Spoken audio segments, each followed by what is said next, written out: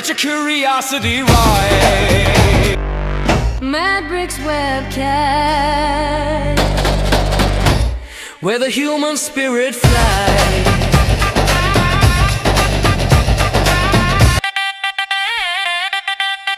Mad Bricks webcast.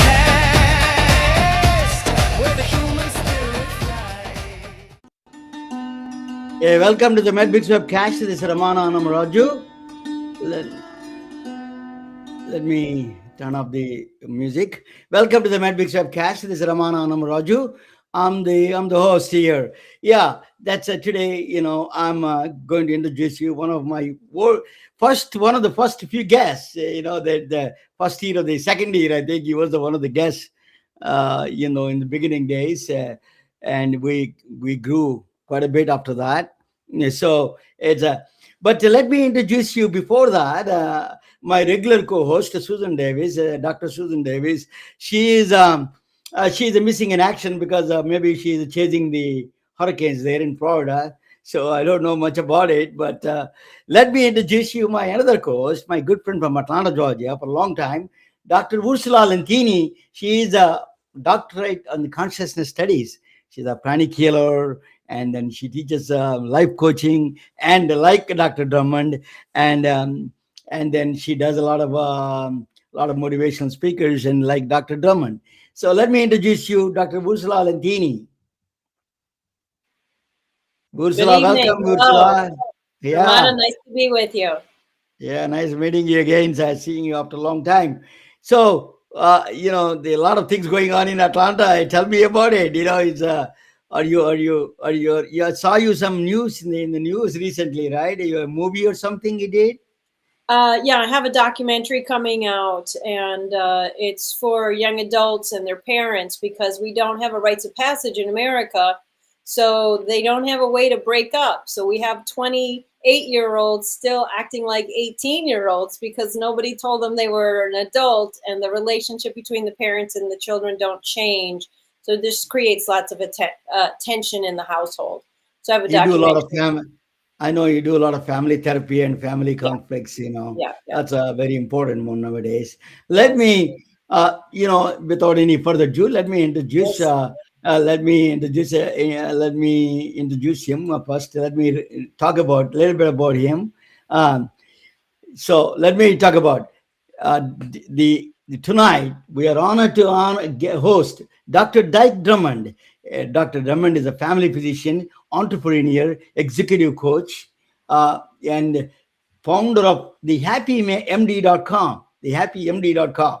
After graduating from the Mayo Medical School, very good school, prestigious, he spent years in a clinical practice and healthcare leadership before dedicating his career to helping physicians navigating burnout, wellness, and professional fulfillment. Over the past 15 years, Dr. Drummond has worked with more than 40,000 physicians across 4 continents. Oh my God. Helping doctors recognize burnout, rediscover purpose, and build more substantial careers. He is the author of several books on physician well-being and the host of the Physicians on Purpose podcast. His latest work focuses on topic that every physician will eventually face: retirement. In his book, let me say the Unchained. I think his book is talent work focuses on a topic that every physician will eventually face: retirement. To his new book, Physician Unchained, Retirement Mastery for Doctors. Dr. Drummond challenges the traditional view that retirement is simply a financial decision and explores deeper questions of identity, meaning, purpose, and life after medicine. Welcome, Dr. Drummond. Welcome to Medbix Webcast. Thank you so much for that introduction. Now turn the music back on again. I want to do a little more dancing.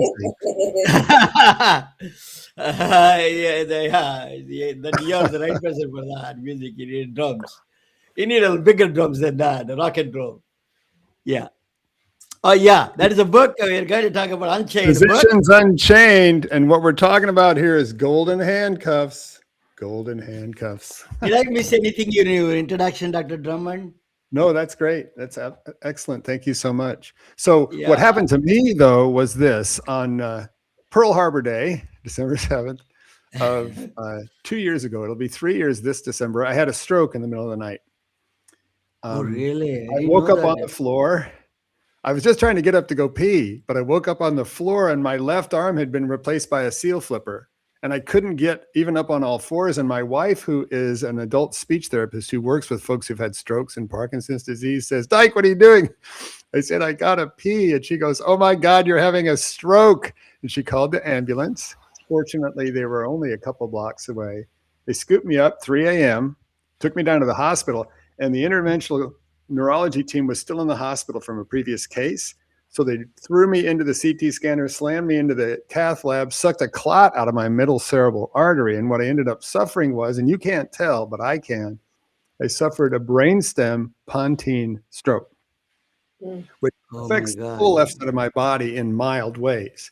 But I'm used to being an athlete, so it's a pretty significant deficit for me. And if you think about it, for me, that's like the Grim Reaper fired a shot right across my bow. And I knew I was mortal before then, but now I'm certain of it.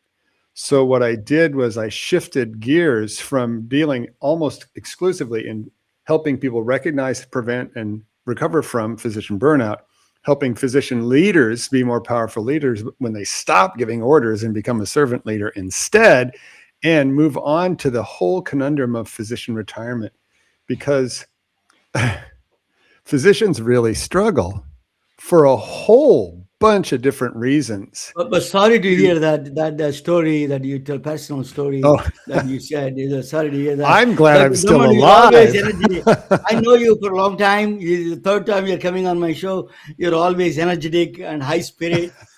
Sorry to hear that, but you know. No, I'm not glad sorry you- at all. I am not Yeah. sorry at all. It is a gift, because I'm I glad can you tell recovered you, completely. I can tell you I'm not the only person who feels this way after having an experience that either was truly life-threatening or felt like it was life-threatening, that everything slows down, everything becomes sweeter.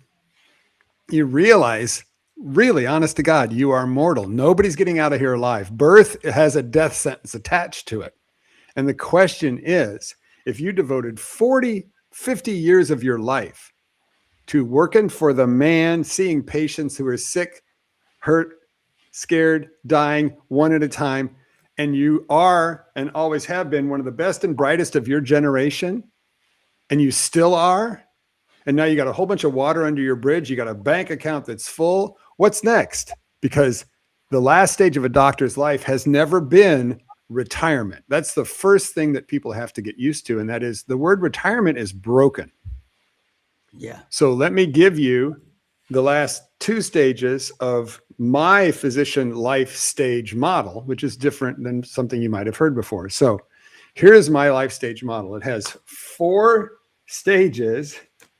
It has 3 milestones and 3 different transitions. So the first stage of a doctor's life is life before medicine.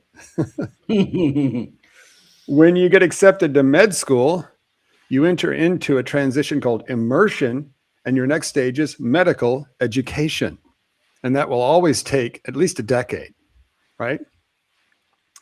And then you graduate, you become board certified, and you enter the next transition, which I call launch and mastery.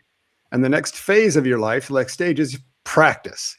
And this is typically the longest one, because if you graduate at a normal time just before you're 30 and you practice till you're 60, well, there's 30 years worth of practice. And practice is a never-ending whirlwind of continuous stimulation. Everybody's asking you all the questions. You have to have all the answers, and everything you write down on paper gives you a malpractice trail that lasts 10 years. I mean, we can talk about the different levels of freedom.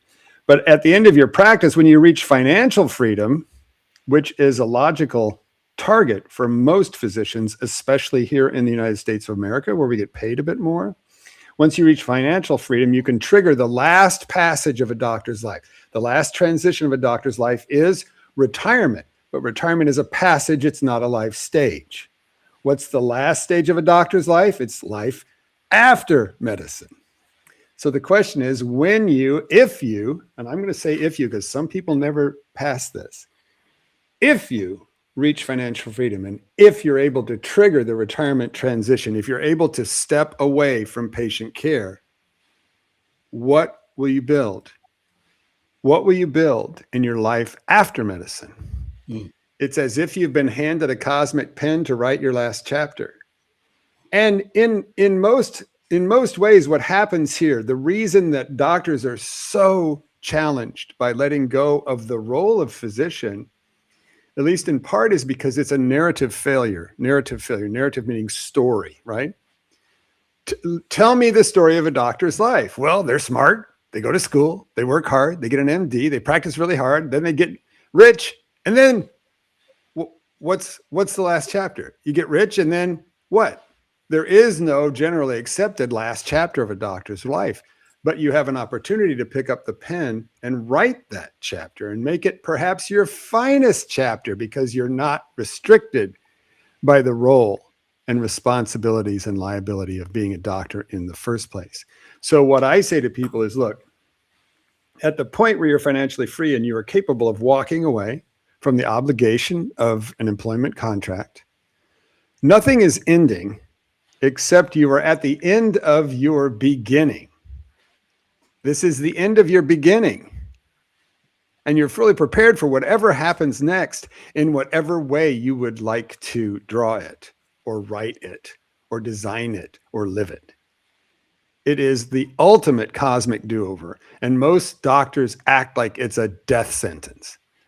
And we can talk all about that if you want. I have a theory that you can verify that if it is true or not. But I think that when you are fully content at the retirement stage, when you don't have any problems, that is a death sentence itself, because I think, the purpose is gone and there's no purpose. They think that they don't have a purpose, and then cells start committing suicide. A lot of people that without a purpose, I probably die within a short period of retirement, without a purpose. You are, do you agree that my analogy, or a little bit of No, not at all. Okay. Not in the least. Okay. Just Not I'm in the verifying with least. you. You're making It seems like it's more of an identity, a re-identification, because as doctors, they're gods. Like you said, they have a lot of power. They have a lot of liability. They have they save people's lives, right? So the patients see them as a god, and they have relationships depending on what kind of doctor they are. I hope they're not able to project that upon you as you go through your medical career. You're a god. Save me, God. Oh my God. I hope that's not true. They don't think they're a god, but the patients see them as God because they're the all-knowing. I would have drummed a patient out of my practice if they had projected godlike powers on me. I would have expelled them from my practice. And I think that's the healthiest thing to do. What we are is healthcare advisors. We're going to help you understand what the problem is, your role in both its origin and its solution.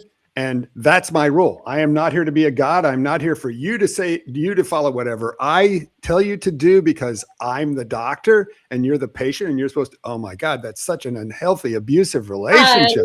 I hope that doctors don't practice like that. They don't. It's not the doctor saying, I'm a god, come to me. It's the people saying, I'm lost, I'm afraid, I'm scared, I don't have answers, I'm sick. I need you to save me. I need you to help me. And as you know, many doctors save people's lives one way or the other. What do you say to the patient? What do you say to the patient that come, they think like you're God? Or what do you tell them? How do you communicate? God, but I'm just saying it. Yeah. No, but the doctor can pick up on the projection. We're talking about the looking glass self. This is a very old concept where you think you're seeing yourself reflected in their energy and their projections, when actually it's their projections coming on you. If I ever, and this is a very paternalistic way of practicing medicine, the older generation practiced this way. I started my practice with a group of doctors where two of them had been doctors who started their practice shortly after the Korean War. And they were more than happy to be the father figure in these patients' lives. And that's not the way I practice medicine. You are responsible for all the things that go into your health, your food, your exercise, everything, your sleep, everything. You are responsible for that. You cannot project that onto me. You cannot make me responsible for your recovery. I am an advisor. And if I ever thought that a patient was projecting onto me, they don't say it, but they're projecting onto me, tell me what to do and I'll do whatever you want. Right. It's not what I want. This is a piece of advice. And if somebody wanted to relate to me that way because they'd been trained to do that by the paternalistic senior member of the group, I wrote them out of my practice immediately, because that's not a healthy relationship. I agree. And so now I think you understand what I'm saying. Okay, good. Yes, I do. But I also understand patients and the medical system and that power over. So let me not use that word, because obviously it's too strong of a word. That doctors know that they have a lot of power. So when they retire, that status, that level of responsibility, that pressure that they come to, they have all the answers, that kind of collapses, and they go home and their relationships, aren't there to validate them. So do you find that they have an identity crisis? Like I was the doctor and now I'm the pot and pan washer. Tell me about that. Yeah, that is the number one thing. And identity has two different layers, okay? But let's just cut to the chase. If you think you are a doctor and you end up not doctoring, then who are you? Right. And when we say existential crisis, that's an abstract word. A part of you is dying. Dying if you can't play that role. If you made the mistake along the way, which many people do, medical education and practice is an extremely powerful brainwashing exercise. You cannot help but be conditioned by the exercise. I mean, it's effectively done at the end of the medical education process. And what we're trained to do is burn out. I'll just go through just a couple of quick things. And these are things that only I talk about. I don't know why. They seem so obvious to me. But I started not as an academic. I don't study things. I don't have discs of statistics that I would kill for. It's like a coach has a broken heart when a patient and when a client doesn't get better. A researcher has a broken heart when you lose their hard drive. And that's the difference between me and an academic, okay? I'm not abstract. This is roll up your sleeves and get dirty with people in the trenches. And I noticed patterns, and they seem to have an origin in medical education. Now, medical education has two prime directives. One is conscious. Everybody states it. Everybody believes it's true. It goes like this. I'm going to let you fill in the last word here. Are you ready? The patient comes first. There you go. And everybody would agree that that's true. Now, let me just set the stage here. Can, in fact, the patient come first 24/7, 365, and you have any hope of being a normal human being? Yes or no? No. So the conscious first prime directive that everybody agrees on is a trap for burnout. I agree. Now, there's a second one. By the way, doctors do not feel that they are powerful. We're powerless. Physician is a classic job where you have a whole bunch of responsibility and no power. Wow. A whole bunch of responsibility, but no ability to make sure that the result you want happens, because as soon as the patient leaves the office, they're on their own. They're going to do what they've always done. Smoke 2 packs a day, drink a fifth of whiskey, whatever the hell it is. Okay. Actually, I used the wrong word. They have a lot of responsibility, no control. A lot of responsibility, no control. Now, if I had responsibility and control, that would be power. But doctors are missing the whole back end of that. Okay, second prime directive. Second prime directive, you would only know this if you've been through medical school and residency and practiced medicine, because it's never said out loud unless you hear me say it. And it is deeper and darker and way more powerful than the patient comes first. And that one is never show weakness. Never do anything to make anybody think you don't have what it takes. Now, and this one is viciously misogynistic and racist, because I'm a big old white guy and I acknowledge that 100%. I can say things and get away with things, but I'm a large, white, male, straight, English speaking, born an American citizen. That Mhm. makes me from the standpoint of unconscious biases, the most powerful individual on the planet. And so if you, as you're listening to me right now, don't resemble me in all those data points, let's say perhaps you're a young, petite, cute female born in a country other than the United States and English is not your second language, this never show weakness programming is going to pound on you your entire career, because you literally have to be 3 or 4 times as good as me to get half the respect. That's right. And I've seen that over and over and over and over and over again, because our nation, our healthcare education, all of it is fundamentally racist and misogynist. And we can go into all the different studies that have proven that's true. Can I pause you to Sure. thank you?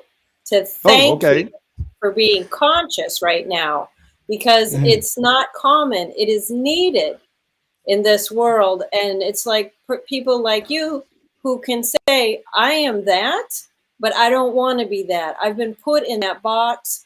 I'm going to use my voice, my ability, my privilege to include everybody else. This is a rare case, and I appreciate that you have a microphone, that you have a book, that you have a voice, that you're in a position of leadership, because we need men like you to make a voice for this stance. So thank you for being who you are and articulating that. Yeah. Oh, he was one of the things that Dr. Drummond does.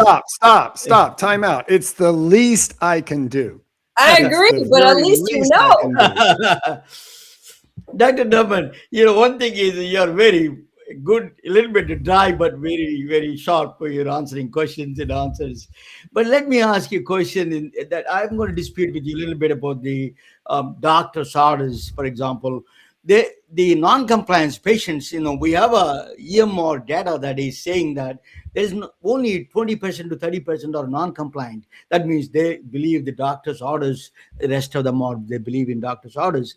Not directly, there is no control, is a kind of taking to the limit, So I what do you think of that, my disagreement with you about that? Well, first of all, I would ask, and again, if we need to get into the weeds, we can, but that's not the subject of today's conversation. When you say non-compliant, I believe you'll find if you look at those studies, they were probably asking whether or not the patient took the pills they were prescribed. Yeah. But the reason we have no control over outcomes is all the social determinants of health, all the dietary exercises, all the lifestyle issues that we usually, because we're Western medical practitioners and we're under the hypnotic spell of the pharmaceutical industry, okay, we think that medicine is what you need. No, you eating 1,000 calories a day more than you needed for 40 years is what we needed somewhere along the line. So that measurement of non-compliance is crap. I'm just going to say it out loud. It doesn't imply that I have any control. If they take my medicines, that's 10% of getting better in most chronic illnesses. I agree with you. Very, very well said. Okay. Now, let us ask you the question on the burnout that you did spend 20 years. Is there any connection between the burnout and the retirement kind of a thing? Did you find any transient flow between them? Yeah, there's a lot of connection. The same forces, like the patient comes first, never show weakness. How can you even think about retiring? What am I going to do without you, doctor? Doesn't the patient come first? I mean, yes, they're intimately related. By the way, I just want to remind everybody that about 50% of doctors, if you measured burnout nationwide today, are burned out. About 50%. It's been that way ever since COVID. And every doctor knows somebody, and sometimes 2 and 3 and 4 people, who are colleagues or acquaintances or friends of theirs who've committed suicide. So this is an ongoing, active range fire. And what's happening too is that we're working through the baby boomer bulge of doctors and nurses in the workforce. So the workforce is collapsing. And the doctors that are graduating from their education today are not the same doctors as a boomer doc.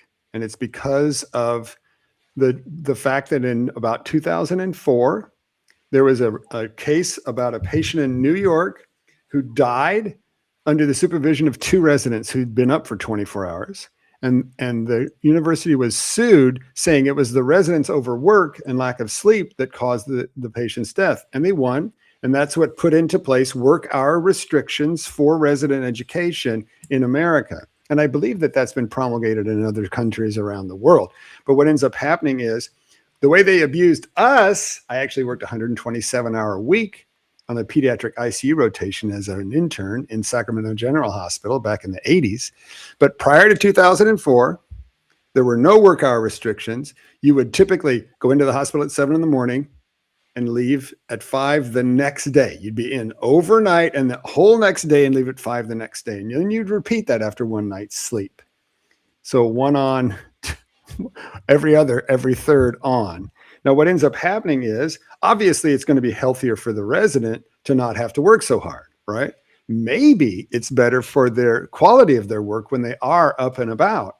However, at the end of residency education, what ends up happening is these doctors are getting the same board certification with 1/3 less patient contact hours than doctors from my generation. Oh. 1/3 less patient contact hours. And so one of the things that I've had as a habit, and by the way, if you're training 40,000 doctors, that means it's a whole bunch of gigs where a CMO or a CEO brought you in to train their physician employees on how to prevent burnout. So I've talked to a whole bunch of C-suites. And one thing I always ask every CMO, and I've asked hundreds of them, is this simple question. Hey, when one of your boomer docs retires, how many of these new grads do you have to hire to replace them? I've never had an answer less than 2, and many people will go 3 and 4. But Yeah, what ends oh up my God. happening is any shortage that you've ever seen of physicians projected for 2030, and the last one I saw said it's 300,000 short on doctors, and the nursing shortages are even worse because the baby boomer bulge is even bigger in nursing. Mhm. Any shortage that you've heard from the government, if they put it in a number, 300,000, you can double that. You can double that.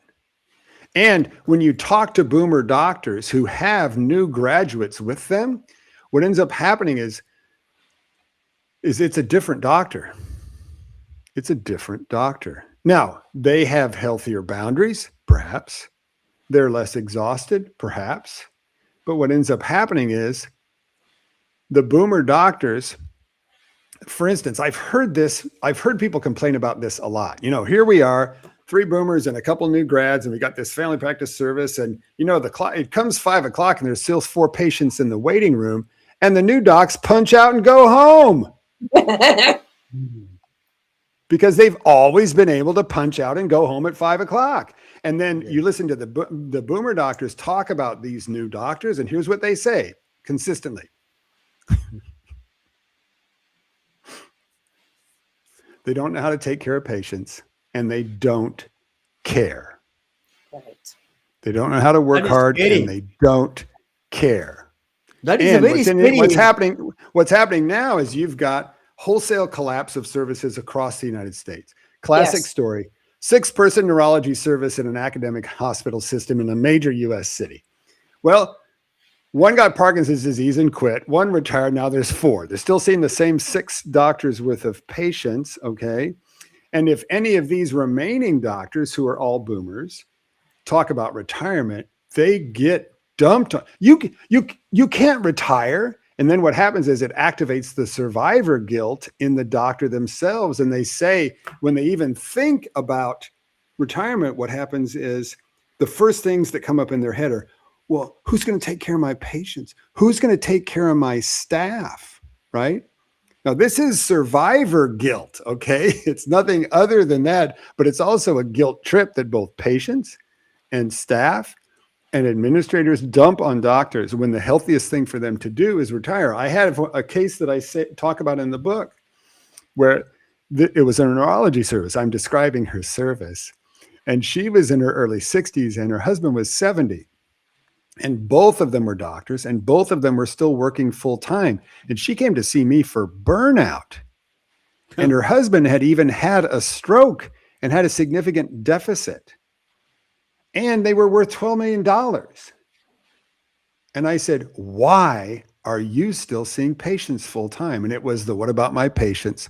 What about my staff? And I said, get out of there. I actually pulled almost an intervention. I didn't go to where she lives because she lives on the East Coast and I live on the West, but it was almost, I needed to put a big stage hook around her and pull her off stage, right? Because the one thing she was afraid of was that he was going to die before they had a chance to go to Europe. And so we successfully got her extricated there. But here's the thing. The US healthcare system is collapsing. It's in about the 7th inning of a slow burn collapse.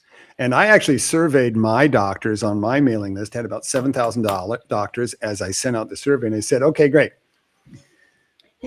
Do you think we can reform the current system in a way that it would not collapse? Do you think we can stop it before? Do you think we can stop it before it collapses, or do we need to rebuild from the smoking crater after the collapse is over with? And 70% of them picked option 2, and I believe option 2 too. It's got to collapse.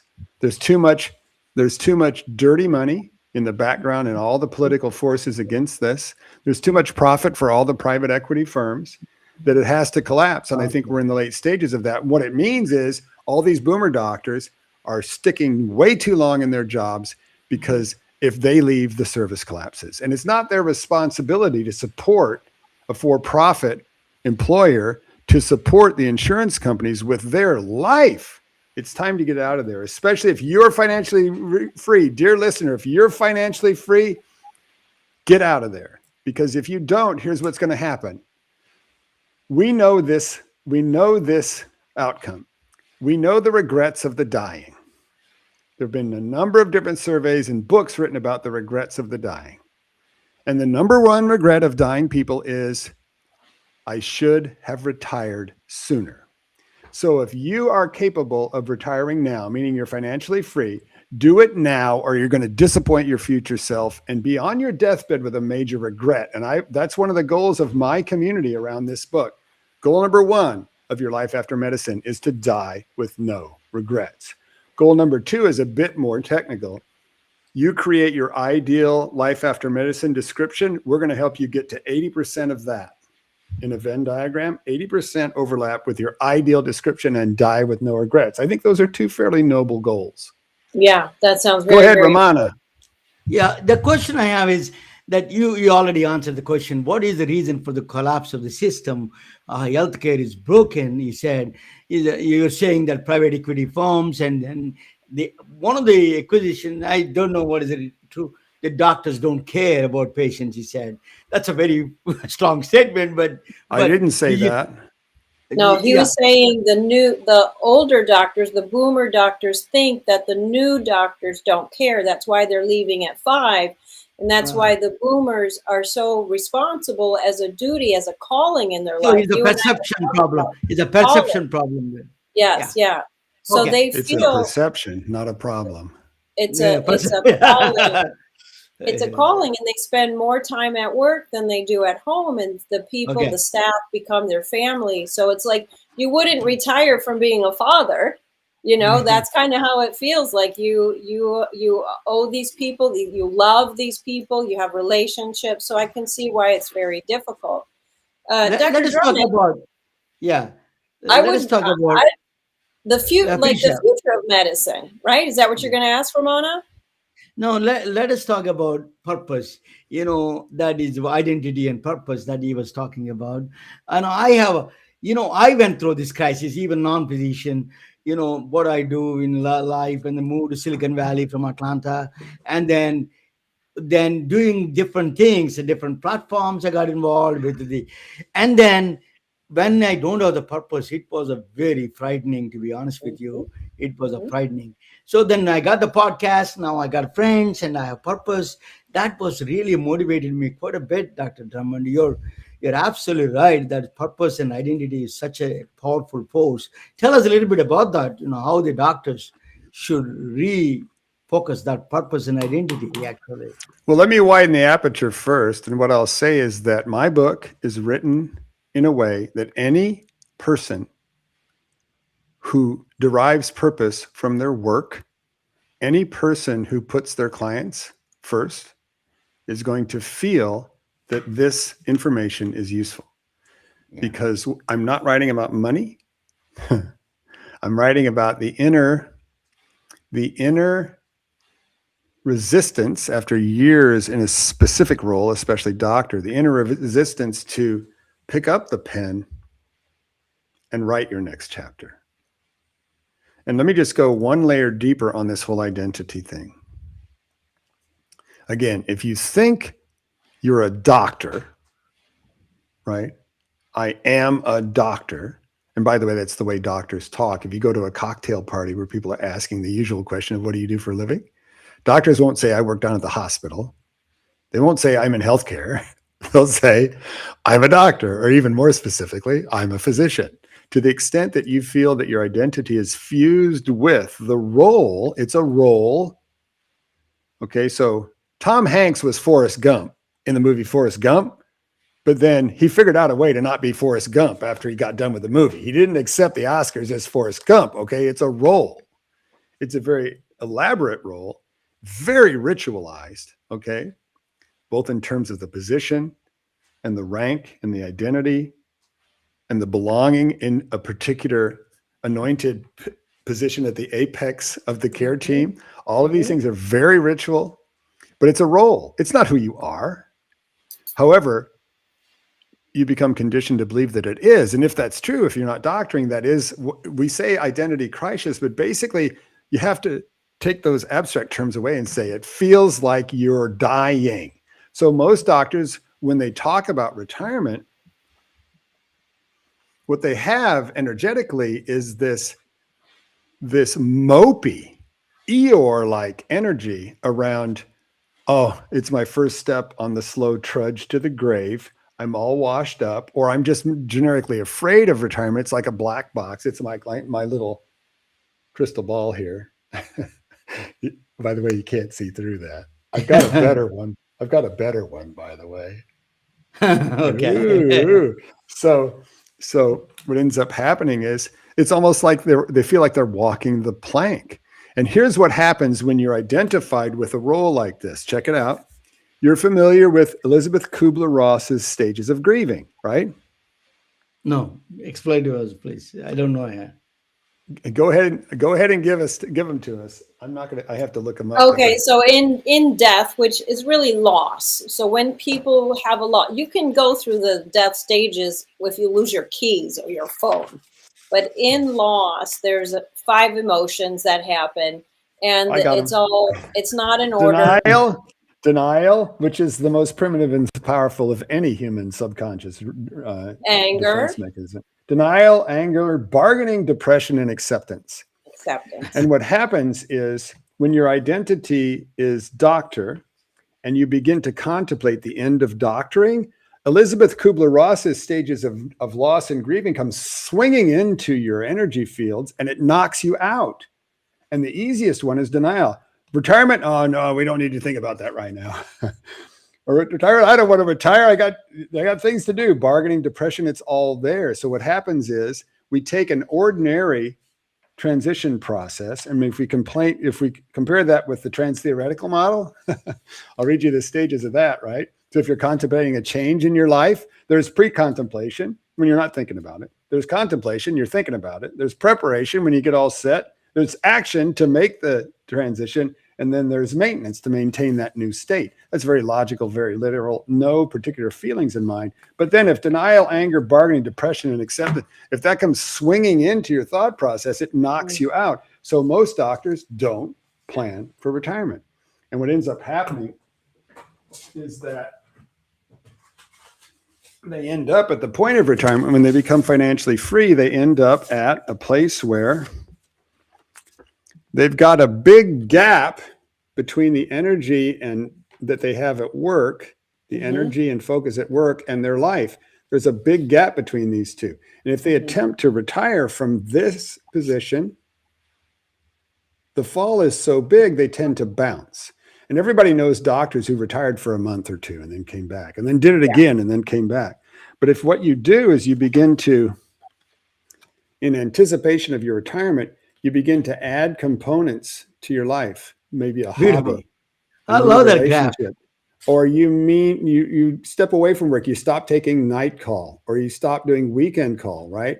Or you step into a 0.8 FTE. What happens is what I call ladder up your life, ladder down your work, and then you've got a nice little gap that you can just bunny hop into. And then the Lovely. transition isn't nice. so abrupt.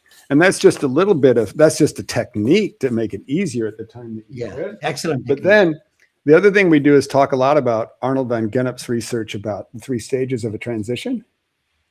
This is a life transition. This is the last, apart from death, this is the last major life transition for a physician. Right. And life transitions have a classic 3-stage process. All transitions begin with an ending. All transitions begin with an ending. Now, typically we don't think about it that way. When we think about life transitions, you think about the thing that started. I started to do this, and then I started to do this, and we don't think about the ending, but all transitions begin with an ending. Then there's a place where you're not sure what the hell's going on. The neutral zone is what William Bridges calls it. And then, if you're patient enough to deconstruct your old roles, if you're patient and brave enough and have the means to take the time to deconstruct your own roles, you can find an infinite number of ways to express purpose and meaning and make a contribution that previously were only expressed by seeing sick, hurting, scared, dying patients one at a time in the role of doctor. It's an act of radical liberation. And learned helplessness is a big piece of the resistance as well. While I was writing the book and at various times during my coaching career, I've had this dream where I'm walking through a monkey lab, right? I'm walking down the aisle in the middle of the cages. On either side of me, there's lines of cages, and there's a monkey in each cage. And maybe they got electrodes out of their skull or something like that. But I walk through and I unlock all the cage doors. And I walk out. And I come back the next morning, and where are the monkeys? Back in the cage. Still in the cages. Still in the cages. They never even walk to the doorway. It's the same kind of thing. There is learned helplessness. There is dopaminergic addiction. There is the golden handcuffs. This is how you're making a living and how you're going to make it to financial freedom. There's privilege, rank, and belonging. There's survival guilt. There's identity. And then there's one other layer of the identity issue, and that's this. And I heard David Whyte, the poet David Whyte, W-H-Y-T-E, express it this way. In a profession that requires a lot of academic study to acquire your credentials, and then a practice, a way of making a living that's highly stylized and very intricate, you develop a coping strategy for that role. You have certain things that you do in order to be a doctor that other people don't have to do because they aren't under the same pressures as you. And what ends up happening is it may not be the role that you have identified yourself with. It could be the strategy. You become to believe that the strategy you use to be a doctor, to deal with that role personally, is who you are. And in either case, you're much more. Dr. Drummond. Infinitely more than the role of doctor could ever contain. It's a tight little box. And you know what? If you're a square peg and doctor's a round hole, they'll just use a bigger hammer to knock the corners off the peg that you are and drive you in that hole anyhow. I wanted you to address a unique problem Indian physicians have. I'm from India. So as you know, what is I interacted with a lot of Indian physicians. There are a lot of numbers. So do I. So one of the things is that they do is they build a beautiful big house, and then their children become doctors. They expect them, if they're independent practice, baby boomers generation, right? They have their own practices in small towns and big, small towns and rural areas. They expect their children to come and practice with them.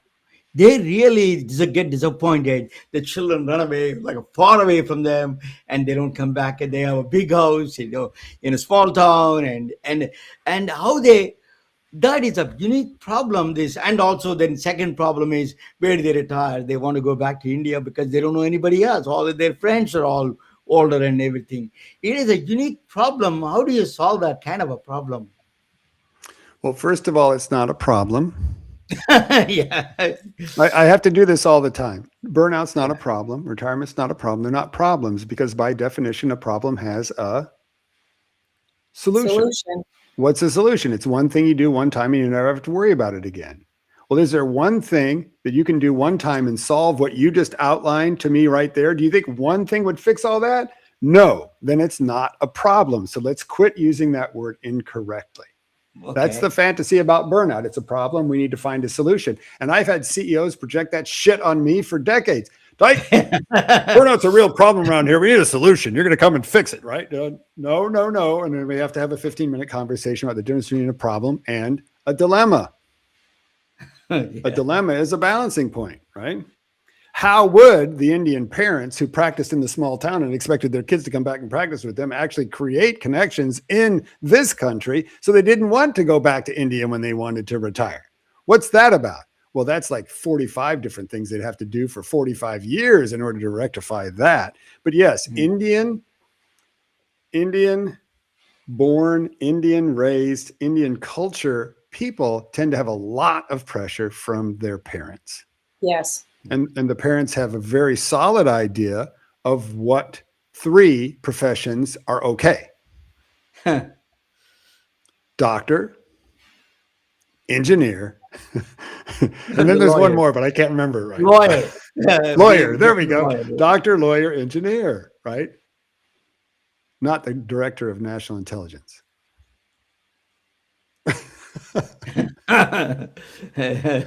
No, Sorry. So yeah, doctor, lawyer, engineer. But you tell me. You have children, yes? Yes. And He you does. had that pressure from your Indian parents, yes? Yes. of Did you course. put the same pressure on your children?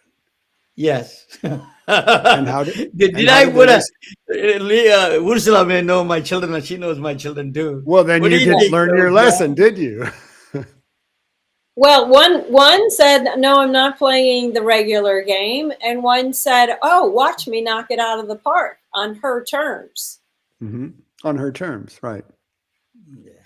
Yeah, but you tell me whether, and it is a societal thing in India. It's just I hear it all the time, right? Yeah. And I would say because there are associations of physicians of Indian descent in America all over the place, right? Right. And so you tell me whether that societal phenomenon is a healthy thing or not. I don't know. I don't know. I mean, Jewish families will do that too. Also, And it's not anti-Semitic. It's just an observation. Yeah. And so I don't know how to even begin a conversation about that because it's a dilemma. If you were going to correct it, everybody involved in the dilemma would have to agree that it needs to be corrected. And then we would have to hammer out a very complex strategy and deploy it over decades to actually, and I don't even know what the desired state is. Is the desired state complete free will on the part of the child? I mean, you tell me. You cannot solve by throwing under the carpet, right? The No. dilemma, whatever it is. That's been tried. Well, that is a strategy, but it's not Right. aimed at addressing the issue. No. That's denial. That's denial. Ramona- Remember, we said denial was number 1 for the Kubler-Ross stages. Right. Ramona, I would like to ask Dr. Drummond, outside of the context of your book, but you brought us to the point.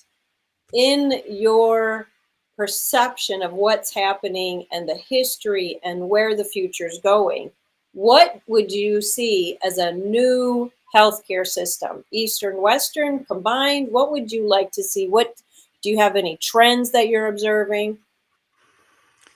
Well, what I think is, first of all, irrelevant because the freight train of AI is going to smash into healthcare worldwide real quick. It's only just begun, and we cannot know what the future will hold. But we do know that the future delivered by AI doesn't have to be good medicine. It just has to be acceptable to the patients of the time. So, for instance, I have 2 children. They're in their mid-30s. If they could get the attention from a chat bot about a medical question and drugs delivered to their door within 15 minutes by a drone, they might just think that's a pretty ideal medical encounter, Yeah. even though it's totally insufficient. And the biggest thing that's going to happen when AI takes over, just like when we move to telemedicine, is inappropriate antibiotic prescriptions causing huge problems with multi-drug resistant bacteria. But in an ideal world, people would have a very, and again, we're always oversimplifying the thing that's the most complicated in the world. The American healthcare system has to die because it is a tax on American industry across the board. I can't believe the business community puts up with it. We spend 10 times more than any other first world country, actually 4 times more than any other first world country. And our healthcare, our quality of life results for our population are abysmal. We're worst in the first world, and we spend way more than anybody else. Way more than anybody else. And nobody cares because the system is fundamentally racist. Fundamentally racist. It has its origin in the racism of America that we were born with, that we originally came from. The last first world country to adopt a national healthcare system of one payer was Switzerland in the 1990s. And the reason that they did it by a national referendum where they voted for national health and the taxes to pay for it. And the impetus for that was the Swiss uninsured rate got to 15%, and the Swiss population was so appalled that 15% of their members were going without health insurance that they voted it on all of them. They voted it on themselves. That's the difference between a more advanced thinking about what is the role of government, right? And is healthcare a right or a privilege? And they obviously felt it was a right, just like every other first world country in the world. And we obviously think it's a privilege, meaning only the privileged get it. Right. And that means the white Christian elite. Let's not talk what about the future of medicine in an ideal world? The future of medicine, the first thing you can do that would make the most sense, and we've proven this by economic studies that have been out for 20 years, is single payer. Single payer means one payer. That means one of the ways to do it is what's known as Medicare for all. Get rid of private insurance companies because the only thing they do is they're like vampires. The only thing they do is suck the blood out of the system and provide no additional value, none whatsoever. So collapse private insurance into single payer, universal coverage. Now, you can debate on who's covered, but American citizens would be a place to start, right? And certain folks that are in the process of getting their citizenship. And now whoever's a MAGA crazy nut's going to be pulling their hair out just listening to me talk right now because they don't care.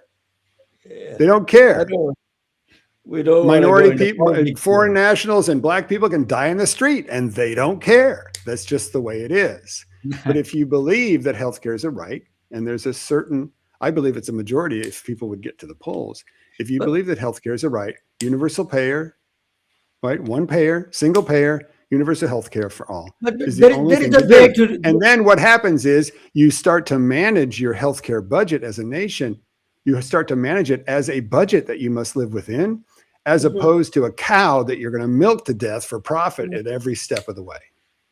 But, Dr. Drummond, I have to, I think universal payer is maybe or may not be a great idea. But one thing I can tell you is that from the physics point of view, you can create a competition at the fundamental level.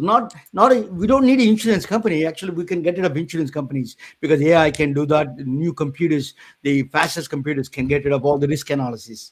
The thing you can do that is you can buy in the market, free enterprise market. You can buy procedures, office visits, everything should be free enterprise system. That's what is missing in healthcare. That's one thing I differ. You may not like it the way I do, but I think free enterprise has a role in the healthcare system. For example, I used to have an imaging center. I used to offer $500 MRI, where you go to the doctors next door to the hospital. It's a $5,000. It doesn't make any sense. So that kind of a enterprise we need to allow to flourish because there is quality control. You can manage that through the new computers and new computer 90% of what you're talking about is simple price transparency. Yeah, 90% of it is price transparency.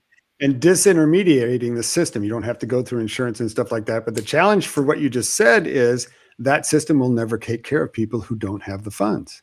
That system will never take care of. No, all I of the said public. government can go and buy for them. Government can go and buy for them. That's the single payer. The single payer is a government thing, like well, Medicare whoever for it all. is, whoever And it what is you're can doing go- is what you're doing is giving everybody a floor. yes, And the first thing that a conservative person is going to say is, well, that means I'll have to wait for 3 years for my artificial hip. Yeah, but you're going to get it paid for. That's- We're managing to yeah. a budget. You're going to get it paid for. And what's happening is it's a rising tide that's lifted, apart from your hip, millions of people that you're not aware of because you don't care about them.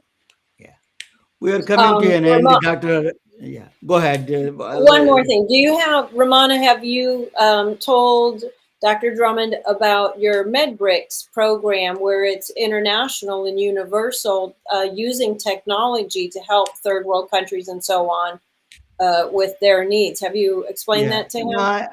No, I didn't talk with him, but I will definitely show it to him. Dr. Drummond, both of you should do a retreat together. You and Ursula Lentini, I think would be an excellent idea. Someplace allowed to in Oregon. Oregon is excellent. Washington, Oregon, any one of the places would be fantastic. Well, let me just give you the tagline to my book before we go. Yeah, let us talk Physicians about your book. Unchained, Physicians Unchained, Retirement Mastery for Doctors, a new roadmap to stick the landing on this life of purpose. Yeah, I think you're one of the highest wisdom, Dr. Drummond. You provide such a clear path. Even your words are very sharp and it works very well. I think you're one of those people that I admire. And you're one of the, Well, what thank do you you think so about much. Medbricks? You've been a guest for me. What do you think of our podcast? Is it? Well, there's conversations going on here you ain't going to hear anywhere else. I'll tell you That's that for right sure. now. Yeah. Yeah. And that's important. Pushing the envelope at the Yes. cutting edge. Right. And I love the intro music. Yeah. Thank you, sir. It's truly an honor and a privilege. And connect with him, Dr. Drummond, and LinkedIn, Ursula. Okay, thanks. It's nice chatting with you, sir. It is a Unchained book. Physicians Unchained sales page link is there. We're also going to keep repeatedly playing that link for you guys. So Please. let us go and support Dr. Drummond's book. And it is actually opening to all of us. I just want to say one more thing too. In addition to the book is a portal. The book is a portal into a whole system of support for people who are struggling with this important transition. So there is an audio book. There is a monthly print newsletter that I'll mail to you every month. And there's also an online support community. And we've been up and running for a month, and I've got 350 books sold and 50 people in the community with me. So it is something that I'm very excited about potentially becoming a movement. It is a movement, sir. Thank you so much. Your contribution to the physician community is undeniable. It is Thank you so much. Thank you, sir. Thank you for joining with us. You're always a great supporter of MedBricks. Thank you so much for that. Thank you, Yes, thank Ursula. you for the opportunity. Thank you, Ursula. Wonderful Thank you. meeting.